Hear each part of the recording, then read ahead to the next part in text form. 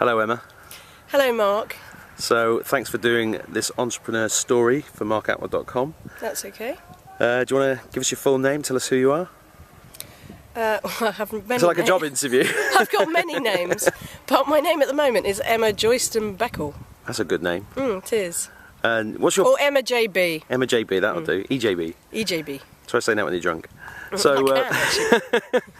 So, what this is about is really to find out your story, because I know I've been to a riad that you own and that you created in Marrakesh, which is phenomenal, and I know that you do retreats in Morocco, which is going really well, and I know that you have a background in commerce in London, but you actually, you know, you were born in Africa, weren't you? So maybe if you could just give us a bit of context, a bit of background on you and how you got to this point, because we're currently here in sunny Morocco. Well, I was born in Uganda. Crazy story, in a mud hut, which my mother would never repeat again. She was a bit naive, straight out of Essex. And we had to leave Uganda because of the Idi Amin coup. So I came into life in quite a traumatic way. Then my father, who was really into experiencing and living in different places, took us to Nigeria.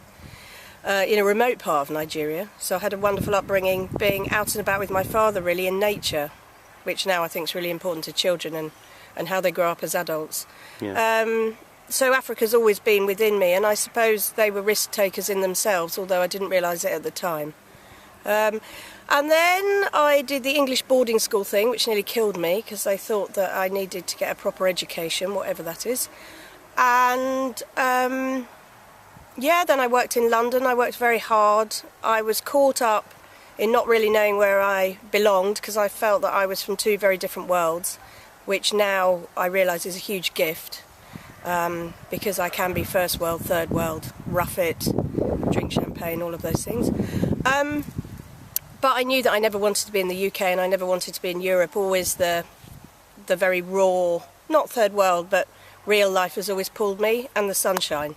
So we then decided together, after travelling the world, Marcus and I, that Marrakesh was a great place, only 3 hours from the UK, and I'm all about people, so I wanted to be in hospitality, all about people and food. So we've opened a riad in the ancient Medina in Marrakesh, and we've been running that, and the Sahara is something that's always been inside me, because I lived in Nigeria, northern Nigeria, southern Sahara, and now, if you like, in Morocco, the Sahara is south of me, so I've lived on both sides, and since I was tiny, I've had an absolute affinity with it. So now very much with Morocco retreats, it's about taking people to real places so that they can experience real energy in their hectic everyday lives. So that's where I'm at now. Cool. So what kind of work were you doing when you were in London?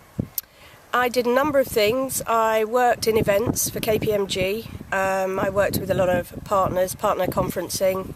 So real corporate stuff? Real corporate stuff. I did actually find that very hard, but I think it was really, really good for me. I then worked for Martin Sorrell, WPP, in branding, which was very, very exciting, mainly because the teams of people I worked with were the best in the world, whether they be creative, consultants, project management, young but really dynamic, and we really moved our arse. And flew all over the world and had brilliant clients, and I hope that we helped people. It was a bit of a tough call for me, that one, because at times you did feel like you were selling your soul to the devil. Helping the big, I won't even mention any names, but the big companies who we don't always agree with. We know who they are. Yeah, we know who they are. But we balanced that up, and I worked for 4 years with Plan International, streamlining their operations because it's so big, and that's a child sponsorship charity, if you like, NGO, helping communication from grassroots tell the real stories to the people who are going to sponsor and raise funds, and also helping the money get to the people who really needed it faster, because that was a big problem. So that was a wonderful, rewarding operation. I got to go back to Mbali, where I was born in Uganda.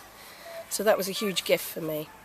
But you'd never run a business yourself until you came to Morocco, is that right? No, but I was brought up by two parents who ran their own business and still do. And I think that definitely, when you're listening to parents, I mean, they do get on your nerves at the dinner table when they're permanently talking about their company or what's going on or staffing problems. Although it annoys you, it never leaves you. It is a massive education, that. So you thought you picked it up by osmosis, really? Yeah, but I did do a business and finance degree because I'm not really very academic. I'm more practical, and I didn't know what to do, and I just thought I'd have a go at that because hopefully it would give me some tools, and that was absolutely invaluable. But it wasn't until I'm a very practical, visual person. It wasn't until I started work. I probably should have started work, much younger. And that's the thing about children and practical people. I think they do make good entrepreneurs because they're relationship builders and they need to get stuck in. So yeah, that was great. I did my business studies and it was really helpful. And then when I started working, all the things that I learned actually made sense. Yeah. Not